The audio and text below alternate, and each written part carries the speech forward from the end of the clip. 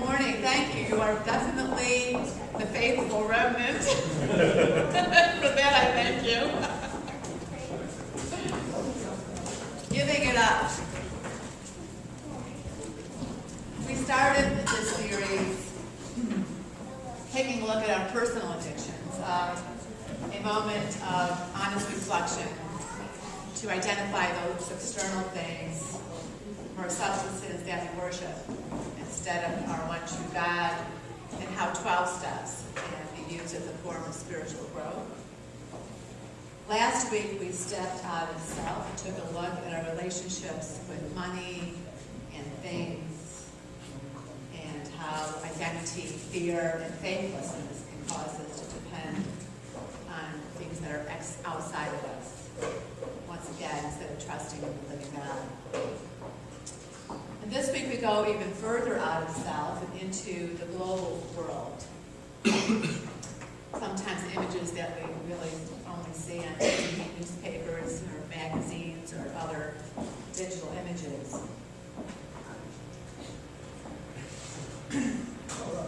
Unfortunately, an academic study showed this, which is why nobody is here, is that the further away we are from a problem, both in terms of geographic distance and in time, the more difficult it is to truly care.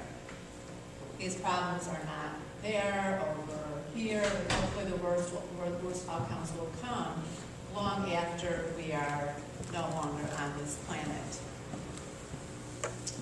Until it's not. This is an image of Sandy from Manomogan. Barney's godfather has a house just off to the right. And his house was amazingly not so bad, and then our house was down the shore a little bit, and we got some water. But this town is right now an enormous, incredible construction zone. And because it's not in the daily news anymore, we forget that it's there. But just this morning I heard in New York State that some of the people who were just getting their first dollars like this week.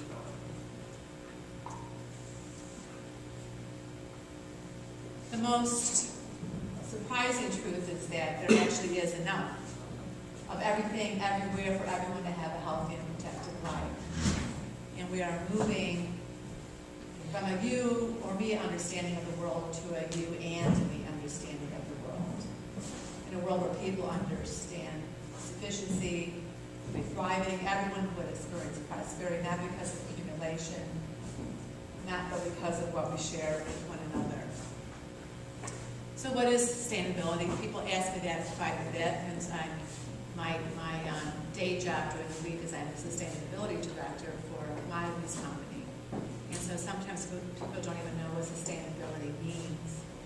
And generally this is the schematic of social, environmental, and economic impacts that companies are more and more beginning to realize that if they don't pay attention to social and environment, they're not going to have an economic business to sustain. Even just also this morning, good news, I was reading in the newspaper about some of the big clothing companies are supporting a fund in Bangladesh for the awful fire that killed thousands, and there's many people who are still suffering from that fire. And there is some companies that didn't particularly buy goods from that warehouse, from that factory, but are supporting that fund anyway as a sign of trust in the future, that a better garment industry can be created in Bangladesh. And in garment we call that the social currency that you get from doing good things. And that's pretty much what eco-justice is. It's really embracing gospel justice in the way that I think the way Jesus Christ would perceive the world, with a thought and concern for people who have, or other parts of the world that we do not really see, but are there and we care about. And there's lots of good things that are going on in the world that I've learned, even in terms of our trade laws, that in Europe and Japan States, that we preferentially source lots of goods and commodities around the world that we can make just here is applied just fine. But we do it because it's the right thing to do for the long term. So all the things that we complain about government actually does a lot of good things as well. I mean, I remember being in Ecuador, and they were building the road, from, that was in Honduras, where they're building the road from Tegucigalpa to Vicente up to the village, and the road was being built by the Japanese government, and some of the water sourcing was also funded by the Japanese government. In my crazy American eyes, I'm thinking only America does good things in the world, but indeed, lots of other countries have their imprint and do good things, sometimes for the same reason that we do them, for strategic reasons. But there is lots of underpinning of world governments to help others. So what is this meaning of the call to walk humbly with our God? And we quote Micah 6:8. Because we are blessed with a beautiful world, with a million sides of God's love and presence, and realizing that we must be more mindful of the ramifications of our choice of God's creation is an invitation into more intentional living. This is the point of this talk really, is to help us understand what it means to live intentionally, caring about the earth and caring about other people.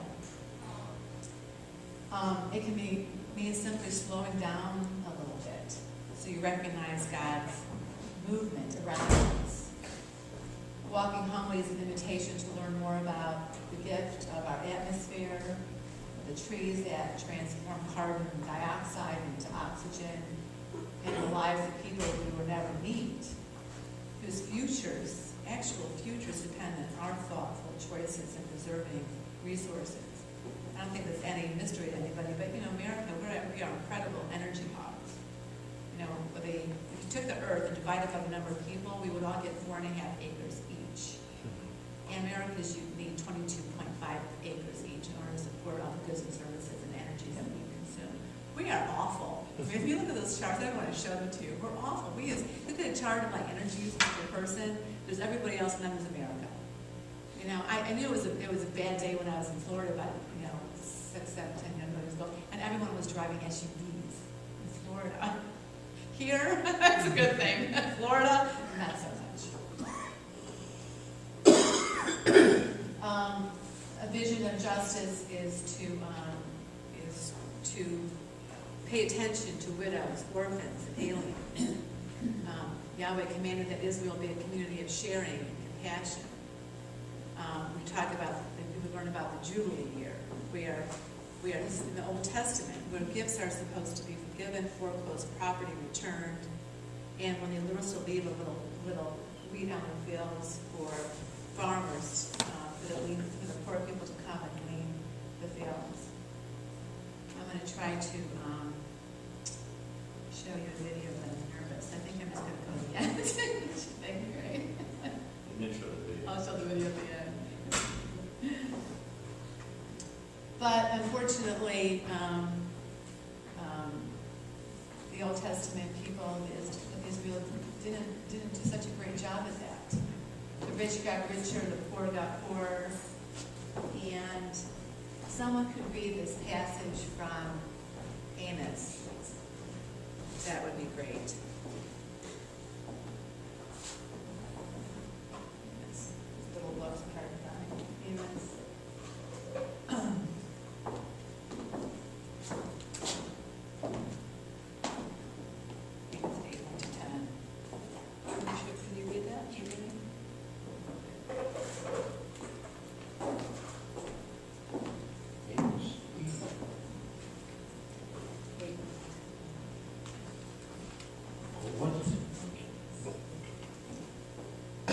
Vision of ripe fruit. Then the sovereign Lord showed me another vision. In it I saw a basket filled with ripe fruit. What do you see, Amos? He asked. I replied, a basket full of ripe fruit. Then the Lord said, like this fruit, Israel is ripe for punishment. I will not delay their punishment again. In that day the singing in the temple will turn to wailing. Dead bodies will be scattered everywhere. They will be carried out of the city in silence. I, the sovereign Lord, have spoken. Listen to this. You who rob the poor and trample down the needy, you can't wait for the Sabbath day to be over and the religious festivals to end so you can get back to cheating the helpless. You measure out grain with dishonest measure and cheat the buyers with dishonest scales, and you mix the grain you sell with chaff swept from the floor. You understand poor people for one piece of silver or a pair of sandals. Now the Lord has sworn this oath by his own name, the pride of Israel. I will never forget the wicked things you have done. The earth will tremble for your deeds, and everyone will mourn.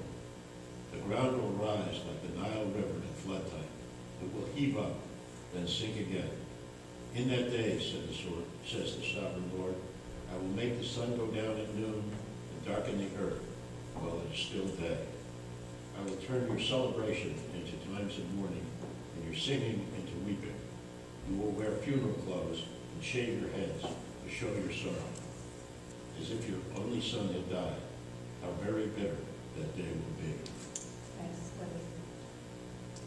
So God in his wisdom always lays out what we're supposed to do, but unfortunately we don't always do it. So the word, Hebrew word for fruit, kayetz, was a word play actually. It sounds a lot like ketz, which means the end. You say kayetz, but I see ketz. You may see a strong economy, but I see the end. Like today we saw in our world all the time, where anything goes for business, and that was nothing really changed, which is the power of the Holy Scriptures really, is that people are people, and the human condition is the human condition, and left untethered. They did not leave gleanings on the field because it wasn't good for the bottom line. They did not really care for the lesser land. People were bought and sold into slavery in order to pay off. And the prophets, the minor prophets, came out against the people of Israel and gave them great warning as to what would happen to them if they continued in their ways. This is a chart of the slavery triangle. A year ago, November, I was in London at a conference with this organization called Sucro, which is a global standard for sustainable sugarcane. And they had it at the London Museum of the Docklands. And there's a permanent exhibit there called Sugar and Slavery, which I thought it was a pretty bold part of this organization to have their annual meeting. This is a sugarcane organization, in this particular location. But basically, for very many years, there was, empire had enormous impact on the world, and obviously continues to have an enormous impact on the world. And that triangle, as many of you probably know, ships went off to Britain with firearms and clothes, went to West Africa, they brought slaves. Those slaves were then in turn sold in the West Indies, and where raw sugar, precious sugar, was brought back to Britain. And this went on for a very long time. And if you travel to the West Indies, there are just some of the last sugar plantations are just really being sold, but there's still an enormous consequence. And many parts of the world, especially in Guatemala and the Dominican Republic, some of the consequences of that empire you can still see today. The good news is that there's because of the awareness of these things and a desire lots of consumer goods to do the right thing, there's a compulsion to change. Believe it or not, world poverty is actually decreasing. A lot of it has to do with what's going on in China, the incredible economic growth, but there are lots and lots of poor people in China that aren't poor anymore. AIDS crisis in Africa has been stemmed because of lots of loud, noisy people said this is just untenable. And so at least there's drugs, and it's to help stem the incredible expectation of great death. And like I mentioned, a lot of consumer companies are responding to acting to ensure a sustainable supply of goods and services. So we always think this term of think globally and act locally, but I think it's actually quite powerful and prevents us from saying there's absolutely nothing that we can do, because there's always something we can do. And I think that, but this is not a given, and how we use our planet is a choice. The choice every time we turn the thermostat up or down, whether we make consumer purchases, and when we think we need and take more of our fair share. And I think that's a good way of looking at it. You know, we all get a piece of the planet, and if we take more than our share, someone else is. These are a lot of sustainable logos that are becoming more and more popular. And what's underlying these logos basically are standards of how people do their business. And third-party auditors make sure these businesses are doing things according to what's set out by the standards. And consumers then can make choices about how they buy based on what's on those labels. And for some of these companies, it happens because of crisis. Unilever is the wave runner consumer goods company on all of these things. And Unilever is originally a British-Dutch company. And one of the big things that they sold was fish, like, fried fish for fish and chips. And the international waters being trawling completely creates a desert on the bottom of the ocean. And there literally wasn't going to be enough fish for fish and chips. And so these companies really got nervous because they couldn't have a sustainable business if they didn't have enough fish. So that in international water, it's very, very difficult to legislate because there's no country overlooking the waters in the ocean.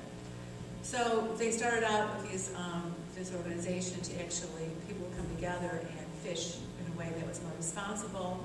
And of course, there's still always bad actors out there that create harm for everybody. But that was kind of the beginning of a great story. You're all familiar with fair trade. Fair trade is basically small shareholders around the world for coffee, tea, lots of other commodities that once again be sure that the people who are working on those places get a fair wage for their goods and services. And all of those organizations really make a connection between all the different shareholders in our supply chain, from the people on the fields to maybe the refineries or the processors, whether that be coffee or tea or sugar.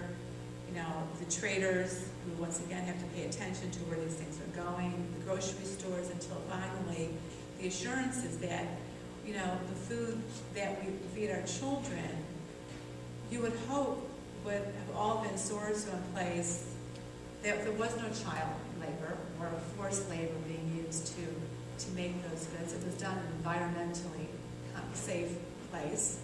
Another big story is just, is biological diversity, that if you start cutting down, rainforests and things to grow, then the whole planet suffers. But of course, this is also balanced by the right of local people to be able to have a livelihood. And so there's always tension in these stories. But when I look at that beautiful little boy, I would like to think that the desire for all parents, for all children, would be the same.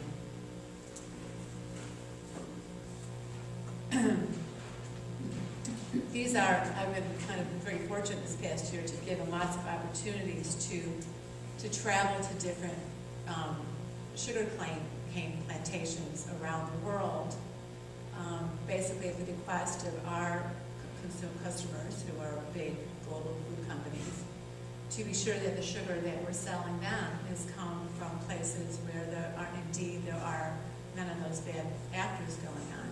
But each country is different, and a lot of it has to do with past government, and like I said, where I still see the signs of empire.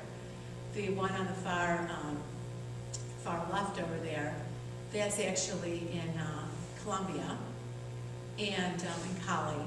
And Cali, the Columbia government worked very hard to try to lessen the economic dependence on drugs. So they really built up the sugarcane industry, and they had a perfect environment, not just to grow cocoa, but to grow sugarcane. It's the only place in the world they actually get 2 crops every year. But they haven't really had revolution in Columbia in a sense. So there's very large farms owned by owners that have been there for generations, and because of that, there's still quite a large disparity between the rich and the poor. And one of the women in that picture, my friend Maria, her and a family own a hacienda. There's beautiful plantations, and it's like the Garden of Eden. It's like the fruit trees, the beautiful antique house, the fields, the animals.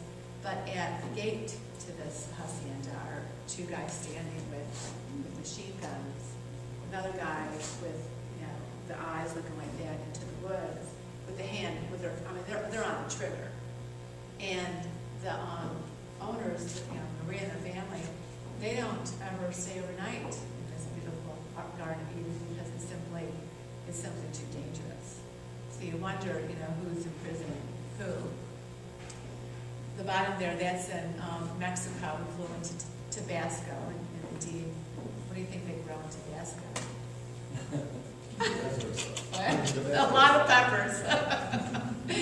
And of course, we have to get from there to there, in our machine-proof gun because of the drug battles going on. But anyway, in Mexico, they had all these revolutions. And because every time there was a revolution, there was a call for the people's rights. And so in Mexico, all the little farmers own like 5 acres of land, which is what some of us have in our property in Wilton and Weston. But it's all in one place, and they have their little parcels, and they go out and they farm their little parcels of sugar cane. And so there's no machine guns at the doors, and they live a lot more equitable life. And if it wasn't for the drug wars going on, Mexico would be a pretty delightful place in terms of lots of those issues. Not perfect, but better. Probably no different than the way we have our immigrant labor in the U.S. looking to cut the cane sugar, but it's fairly responsible, and the government controls how much money we get. And that's in Costa Rica. And in Costa Rica, that was our fair trade farmer. And Costa Rica is indeed is a Switzerland of the Central America. And once again, that has a lot to do with good governance. They've had a government that's cared about the people. And they have a lot of cooperatives where everyone shares in the profits of the co-ops. And so it's a very good story. And it's probably the safest place in Central and South America that I've traveled. And it's just interesting how it apparently looks all the same to you, is indeed everyone has their own individual stories. So, bottom line is we are called to pay attention to those 3 legs. Actually, I would say I would add good government to that statement.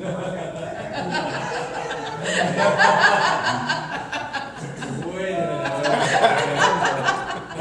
That slide has a single purpose. And we all know ways that we can use less energy. We're all smart people, and changing light bulbs. Everyone who hasn't changed, have you all changed your light bulbs into something besides those old-fashioned things? Nobody? No. Change your light bulbs. One thing you'll see that your energy bill is unbelievable. Yeah. Get rid of those old incandescent things. Now they have the swirly ones or the LCD ones, right? And they're expensive, but they last 50 times longer when they use like 1/10 of the energy. So it's the best investment you can make, honestly. Well, they've just come out with the dimmable ones. Because that was the problem before, that you couldn't use them if you had a dimmer. Yeah. But now they've come out with those that are dimmable. Thanks for that. But I think the issue is there's lots of things that we could do. Like last night was turn off, and pay attention to electricity. Everyone goes dark all over the world for for a little while, you know? Yeah. Even Times Square went dark for a little while last night, you know?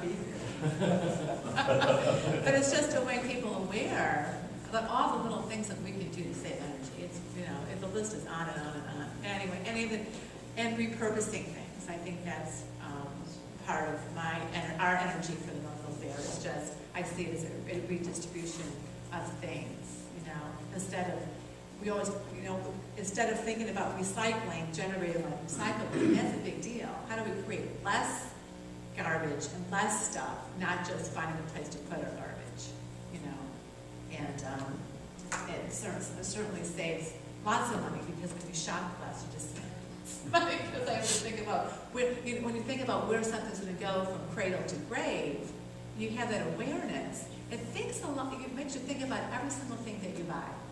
Where does it end up when it's all over? Economic stewardship, and there's a lot of information out in the net about companies that are socially responsible. We actually have a new, you guys who are business people, but there's now something called a B Corp.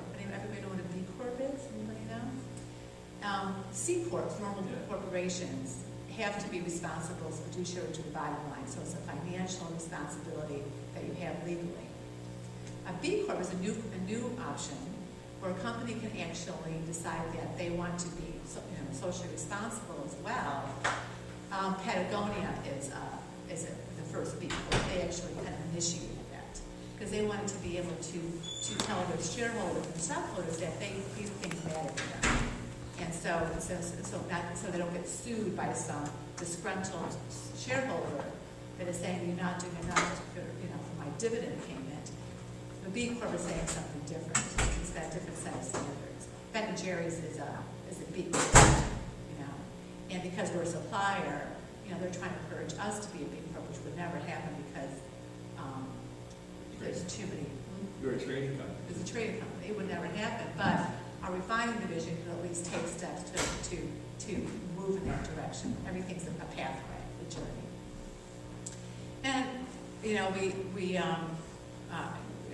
microfinancing. There's lots of ways you can do that. We had Sustanica. Remember Sustanica? That was an organization that was present there for a while.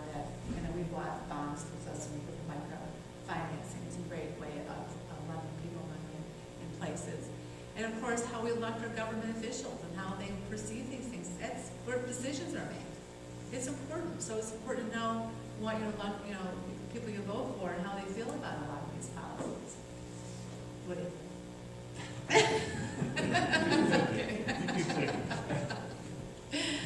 Social stewardship. Do you know where your stuff is coming from? Oh my gosh, after that Bangladesh thing, I go shopping, you start looking at labels of clothes.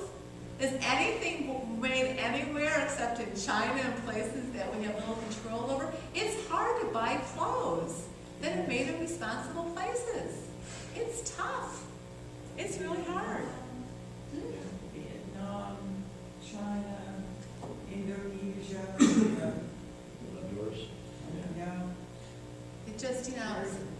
So these are, but those labels, I just want to point out, really can move mountains. And so a lot of the NGOs, like the World Wildlife Fund, and all, that's how they do it. They work through those agencies to get things happening. It's a long supply chain, and everyone's responsible, and it's pretty powerful. Yeah, the WWF has done some great things, and there's also money available that gets dispersed around the world. And there's the Europeans are very generous and lots of efforts. A lot of the money that we try to help our Mexican growers comes from the Dutch government. They just said there's $20 million to help Mexican growers. And so a lot of this, Solidaridad is another organization that was actually founded out of Latin America by the Catholic Church, its foundings. And so a lot of these organizations do have their underpinnings in faith organizations. The Catholic Relief Organization is another one that Ben and Jerry's is working with. So the faith organizations have been kind of the feet on the ground. Diane, I don't mean to interrupt. No, go ahead. But, I think a lot of Americans think is I try to buy things that are environmentally correct, but they're more expensive. Yes. And that's the real bottom line. Yeah, no, I think you're exactly right. You know, it's like Whole Foods, right? The grocery goes going to be a whole lot more, you know, coming out of there. You're right, and I think the goal is to make it a little bit more mainstream. Even the organization the sponsor role that I was talking about, actually I'm the board of directors, and that's part of its goal. Like, just to give you an example, fair trade for sugar, the premium that goes to the farmer is $60 a metric ton. Okay, about super premium is like $10 a metric ton. You know, so they're trying to lower those costs exactly, so it doesn't impede the growth of the sustainability. So there are, and also too, sometimes when something is specialized product, there's a premium price that's put into that. That sometimes it's more than what the underlying cost of making it sustainable is. You know, so we have to move from niche to mainstream, and that's, I think it's happening. It's just happening very slowly. But thank you for that. So this is from Isaiah, and I think it's really powerfully wraps up, you know, the concept of giving it up to save the world. Is not this the kind of fasting I have chosen to loose the chains of justice and untie the cords of the yoke, to set the oppressed free and break every yoke? Is it not to share your food with the hungry and to provide the poor wandering with shelter? And you see the naked to clothe them and to not turn away from your own flesh and blood? Then your light will break forth like the dawn, your healing will quickly appear. Then your righteousness will go before you, and the glory of the Lord will be your wheelbarrow. Then you will call, and the Lord will answer. You will cry for help, and He will say, "Here am I." And I believe that is a beautiful image of what we desire for our brothers and sisters around the world. And indeed, it can happen, and it's happening, but it requires the intentionality of people like all of you sitting in this room to keep those initiatives moving forward. So I'm going to put the last video on. I didn't want to like mess up my thing in the middle. So this is from this video. It's Jeffrey Sachs. He's at the university, at Columbia University, and this is a short lecture from an online class I was taking called Sustainable Development. And I don't think this is from Coursera. I'm going to give you I don't know what Coursera is, but it's this online free classes that you can take for many weeks. It's free. The professors are all like from incredible universities. There's readings along the way and videos and everything. I can't tell you how great this program is to learn about all kinds of things. So I'm going to show you the video now.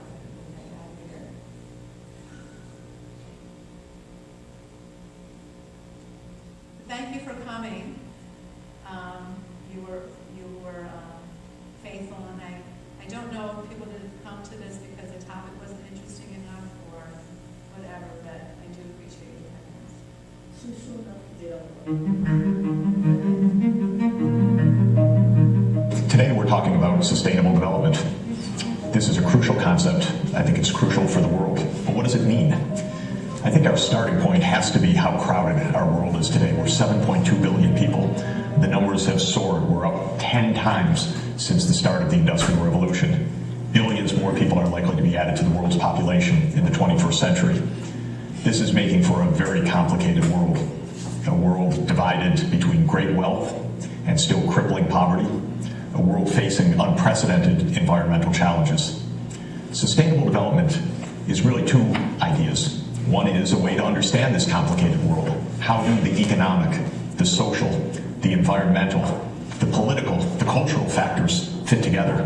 And the second aspect of sustainable development is the idea of sensible goals for this crowded, interconnected planet. How do we make the world both prosperous, fair, and also environmentally sustainable so that our numbers and our economy don't overrun the physical planet itself? That's really the aim of the study of sustainable development, to understand the world and, of course, to help improve the world. and we need to get into that complexity. Any idea that there is one answer, one simple magic formula, one explanation, one force at work, we have to put that aside. We have to embrace complexity because we are talking about a complicated, interconnected set of relations of a world economy that now spans all parts of the world and connects all people, all businesses, technologies, in flows of trade, finance, ideas, advertising, production systems, but also connects us with the physical earth in unprecedented ways. Humanity actually changing the climate, changing what species survive on the planet, changing the chemistry of the oceans, changing the safety of the air, changing the access and availability of fresh water. It's an unprecedented situation. It's a fascinating situation. It will be the challenge of your generation. Let's see what we can figure out of all of this and how, through that knowledge, we can do something about it. Have a look at this remarkable piece of technology, the maglev in Shanghai, which carries people at speeds of more than 200 miles per hour, more than 400 kilometers per hour, to and from the city and the airport. It's a magnificent piece of technology, a product of joint work of major leading engineering companies from Europe and those in China. It's been operating for the past decade. It is a kind of model of what sustainability can mean in the future, because if electric trains, these magnetic levitation trains, or fast intercity rail based on electricity are powered by clean electricity, then we have a way of helping people to move, helping goods and services to move in a way that's safe for the environment. And technology is exemplified by the maglev is definitely one way forward. But we also have to realize that not all the world right now is in the state of traveling to and from the airport in magnetic levitation.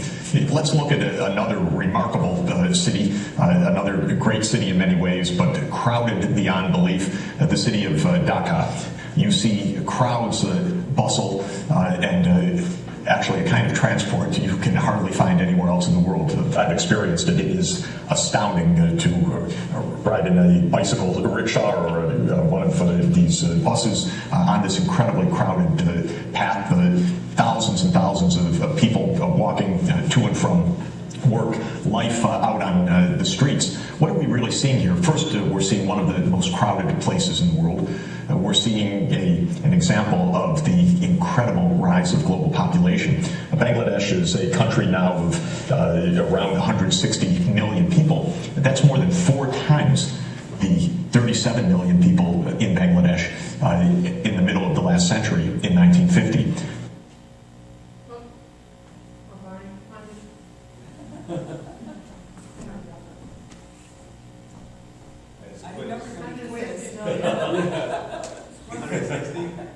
Yeah, immediate feedback. Isn't that crazy? I'm there paying attention. Itself is one of the largest cities in the world right now, but think of what's happened. In 1965, Dhaka had about 500,000 people. Today, Dhaka has more than 15 million people. You can imagine how the infrastructure has been completely overrun, how transport systems, water systems, sanitation systems, and all the rest are facing unbelievable stress with this kind of population increase. This is also part of the reality of our planet. How do you achieve sustainable development in a very low income, very, very crowded place like Bangladesh, especially taking into account how vulnerable low-lying Bangladesh is to the climate change ahead. So sustainable development for us, first, is a way to understand these complicated challenges. I think it's useful to think of there being 4 dimensions to that puzzle. There's the economics, there's the societal dimension, how our communities work, culture, civil society. There's the natural environment, and there's our political or governance systems. How do economic, social, environmental, and governance systems interact? The second way to think about sustainable development is not only as an analytical approach, one that takes a holistic view of society, but also as what we would call a normative or ethical approach, identifying goals for society. Sustainable development urges us to have a holistic vision of what a good society should be. Sometimes people say, well, good society is a rich society. But we know that can't quite be it just to focus on the economics. If a country is rich on average, but all the wealth is held by very few people and most of the people are poor, I think most of us would say that's not a good society in the sense that we would aspire towards. So social inclusion is a second aspect of a good society, meaning that economic well-being is widely shared among different ethnic, religious, or racial groups in a country. It's shared between men and women, so there's gender equality. It's shared among regions of a country, so that there's not just one pocket of prosperity in a sea of poverty. A third aspect of what we would think to be a good society is one that is a good steward of the natural environment. We all know that if we break the physical systems of biodiversity, if we destroy the oceans, if we deforest the great rainforests, we're going to lose immeasurably. If we continue on a path that fundamentally changes the Earth's climate in a way that's unrecognizable for us in the way that humanity has developed, we're going to face grave dangers. So from a normative perspective, environmental sustainability certainly seems right if we care about the well-being of our children and future generations. And for most of us, we also care very much how government functions. People living in places with massive corruption, with lawlessness, where the politicians are not to be trusted, where government services are not fair, where there's massive discrimination, insider dealing, and so forth. This creates a lot of unhappiness. All over the world, people feel happier and better when they can trust their government. But unfortunately, in many places in the world, people don't trust their governments to be honest, to be fair, even to keep them basically secure. So from a normative perspective, we could say that a good society is not only a wealthy society, but is one that is prosperous and inclusive, environmentally sustainable, and well-governed. All of the above.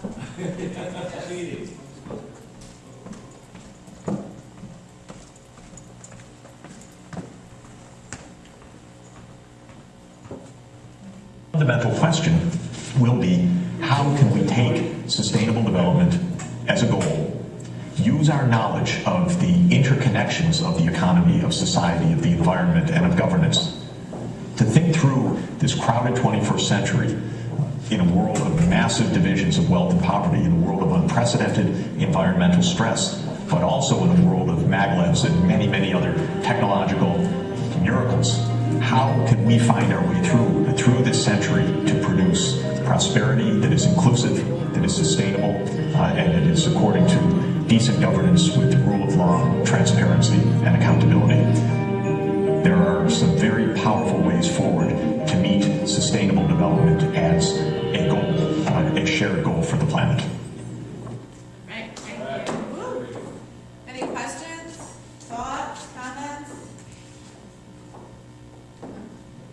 Okay, thank you. That's all, thank you. Thank you.